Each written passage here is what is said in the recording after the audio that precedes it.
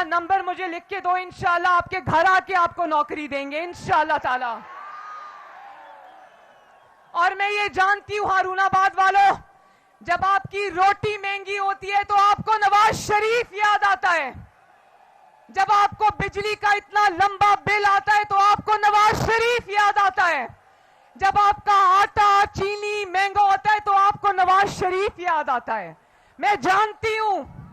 और आज मैं इस जम्मे गफीर को देखकर सोच रही थी कि वो नवाज शरीफ के मुखालिफ जिन्होंने नवाज शरीफ पर जुल्म और जबर की इंतहा कर दी, कुछ अपने घरों को चले गए, कुछ सलाखों के पीछे पहुंच गए, अपने इबरतनाक अंजाम को पहुंच गए, लेकिन आज कुछ अपने घरों में दुबक कर आज टीवी स्क्रीन पे देख रहे होंगे कि जुल्म के बावजूद, जबर के बावजूद, जब वो सोचते थे जुल्म करेंगे, जबर करेंगे, नवाज शरीफ घबरा जाएगा और कहेगा अच्छा मैं सियासत नहीं करता।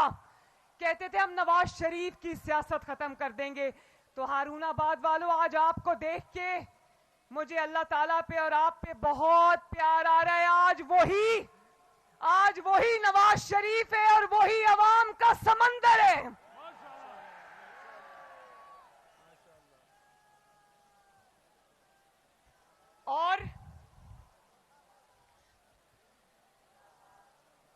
और नवाज शरीफ से मोहब्बत कम नहीं हुई। हालांकि आपके और नवाज शरीफ साहब के दरमियान 4 साल की दूरी रही, लेकिन नवाज शरीफ जब वापस आए तो मुझे लगा कि मोहब्बत कम नहीं, मोहब्बत और ज्यादा बढ़ गई है माशाल्लाह। और जलसा तो ये है ना, लेकिन जब हम हेलीपैड पे लैंड किए, यहां से 4 किलोमीटर दूर है, वहां से जलसा शुरू है। सड़क के दोनों अतराफ दुनिया ही दुनिया थी, नवाज शरीफ को हाथ हिला रही थी। और आज जब नवाज शरीफ साहब बात कर रहे थे, रास्ते में मुझे किसी ने तस्वीर भेजी, जब नवाज शरीफ साहब को पनामा जैसे ड्रामे में सजा हुई तो इमरान खान उस सजा पे अपने लोगों को मिठाई खिला रहा था। आज नवाज शरीफ साहब ने इमरान को 10 साल आज सजा हुई है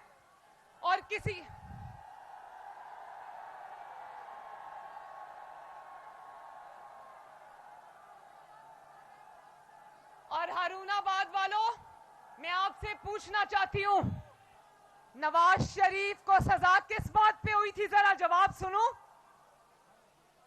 किस बात पे हुई थी? बेटे से तनख्वाह ना लेने जैसे मजाक पर, जिसका तमाशा पूरी दुनिया ने देखा, और रहती दुनिया उस पनामा जैसे बदनाम जमाना फैसले का मजाक उड़ाती रहेगी। लेकिन नवाज शरीफ साहब ने इमरान के 10 साल पे किसी ने कोई मिठाई नहीं बांटी, हमने कोई खुशियां नहीं मनाई। लेकिन मैं ये जरूर कहना चाहती हूं कि इमरान का जुर्म बेटे से तनख्वाह ना लेना नहीं था।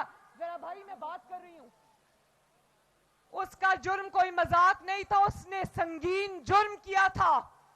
जब उसने देखा कि उसका इक्तदार जा रहा था तो वजीर आजम होते हुए उसने एक झूठा कागज लहरा के कहा कि ये साइफर है, मेरे खिलाफ साजिश हुई है, झूठ बोला, कौमी सलामती से खेला। तो मुझे बताओ, क्या उसको ये सजा ठीक हुई है या गलत हुई है? नवाज शरीफ साहब आपके सामने ये बैठे हैं, कितनी मर्तबा वजीर आजम रहे? 3 बार अल्लाह के फजल से और आपकी ताकत से नवाज शरीफ 3 बार वजीर आजम बना। मैं आज हारूनाबाद से पूछना चाहती हूं, 3 बार आपने वजीर आजम बनाया, नवाज शरीफ को तीनों बार आधी अधूरी हुकूमतों में दफ्तर से निकाल बाहर किया गया। क्या ये हारूनाबाद मुझे हाथ उठा के बता सकता है कि उस तज़हीक के बावजूद, साजिश से निकाले जाने के बावजूद, क्या एक बार भी नवाज शरीफ ने कोई कौमी सलामती से खेला? 3 बार के वजीर आजम के दिल में दर्जनों नहीं सैकड़ों कौमी राज दफन होते हैं, लेकिन आफरीन है इस कौम के बेटे पर कि निकाल भी दिया दफ्तर से बाहर, साजिश भी की, जेलों में भी डाल दिया, झूठे मुकदमे भी बना दिए, लेकिन नवाज शरीफ ने कौमी सलामती पर कभी आंच नहीं आने दी। ये फर्क है नवाज शरीफ में और उसके मुखालिफिन पर। आफरीन है इस कौम के बेटे पर। आओ हम सब मिलकर हारूनाबाद नवाज शरीफ को आज शाबाश दें। और वो उसका अपना प्रिंसिपल सेक्रेटरी जो आजम खान था, उसने कुरान पे हल्फ लेकर कहा कि इमरान खान ने साइफर के मामले में झूठ बोला और कहा कि इस साइफर से मुझे खेलना है। मैं आपसे ये सवाल करना चाहती हूं मेरे हारूनाबाद के शेरों और शेरनियों, मैं आपसे ये पूछना चाहती हूं कि क्या सिर्फ इसलिए कि आप इक़्तिदार से बाहर निकाले जा रहे हैं और आपके अपने लोगों ने आपको छोड़ा, नवाज शरीफ के किसी एमएनए एमपीए ने नवाज शरीफ को नहीं छोड़ा? ये चौधरी नूरुल हसन तनवीर साहब यहां पर खड़े हैं, आलमदाद लालिका खड़ा है, अब्दुल गफ्फार वट्टू साहब हैं, एहसानुल हक बाजवा साहब हैं, चौधरी डॉक्टर मजहर इकबाल साहब हैं, मियां मुजफ्फर इकबाल है, राना अब्दुल रऊफ है, मुमताज महारवी है, मियां फदा हुसैन वट्टू है, सैयद नजर महमूद है, जाहिद इकराम है, मियां मजीद जताला है। मैं पूछना चाहती हूं क्या किसी एक ने भी नवाज शरीफ को छोड़ा?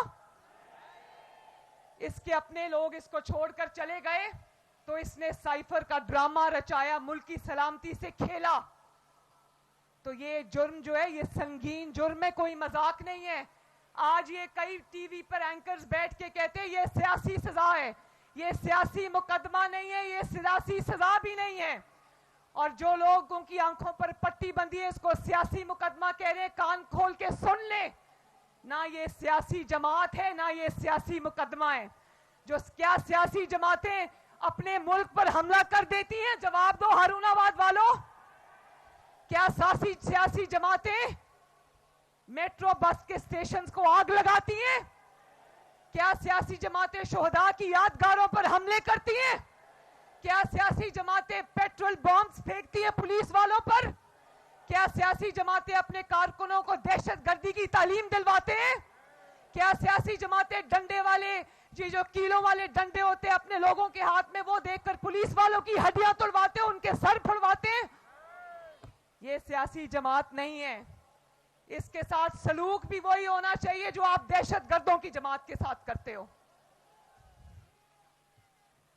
और अभी नवाज शरीफ साहब ने आपको बताया कि लोगों को, जिसने अपनी सियासत का आगाज ही लोगों को चोर चोर कहकर किया, जिसके पास आज तक लोगों को इल्जाम लगाने के अलावा जिसके पास कोई बात नहीं है, कोई मुखालिफ हो उसको वो चोर चोर कहता है। लेकिन अल्लाह ताला का करना देखो, आज ट्रांसपेरेंसी इंटरनेशनल जैसी तंजीम कह रही है कि सबसे करप्ट दौर जो है वो इमरान खान का दौर था।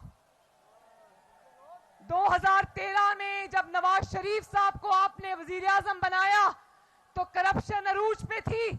5 साल के अंदर अंदर करप्शन जो है वो 23% नीचे गई।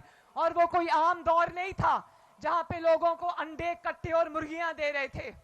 वो ऐसा दौर था कि जिसमें पाकिस्तान के सबसे बड़े मंसूबे बने, जिसमें आपके लिए बिजली के मंसूबे बने, गैस की पाइपलाइंस बिछी, गैस के जहाज आए, मोटरवेज का जाल बिछा, सड़कों का जाल बिछा, सी पैक आया, चाइना पाकिस्तान इकोनॉमिक कॉरिडोर आया।